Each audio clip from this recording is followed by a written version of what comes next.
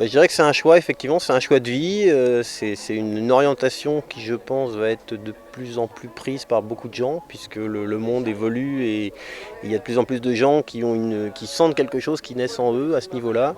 Et je pense qu'il faut y aller maintenant, quoi. C'est clair, hein. C'est maintenant qu'il faut que ça bouge, quoi. En effet, l'économie collaborative s'implante en Guadeloupe. De nouvelles formes d'organisation du travail au partage et à l'échange des compétences, les maîtres mots de cette économie valorisent l'humain au sein de l'entreprise et sa créativité. Le Fab Lab guadeloupéen est le premier de la Caraïbe. En Guadeloupe, ça a l'air de bien prendre, d'autant que les Guadeloupéens sont très très créatifs souvent, puisqu'ils sont confrontés à des problèmes techniques toute l'année. Ils sont obligés de faire face à beaucoup je dirais, d'adaptation pour trouver la pièce qui va bien avec la machine. Donc pour eux, je dirais que c'est le quotidien, et ça c'est un atout pour justement les gens comme nous qui veulent monter un Fab Lab. Le Fab Lab propose des machines-outils pilotées par ordinateur, du concept au prototype, il vous accompagne. À l'occasion des Journées du patrimoine, le Fab Lab s'est associé avec Prépa Sud, une association d'archéologie sous-marine, pour explorer les fonds guadeloupéens.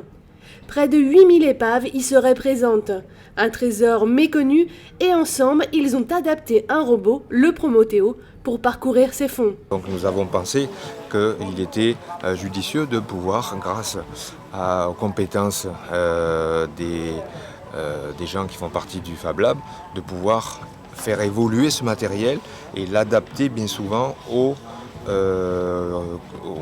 climat, on va dire, guadeloupéen. Donc ça permet du coup de développer des projets qui auraient été autrement impossibles à développer ou peut-être trop coûteux, trop difficiles. Donc ça permet quelque part de fusionner en fait les efforts et de permettre à des projets tels que celui-ci de voir le jour.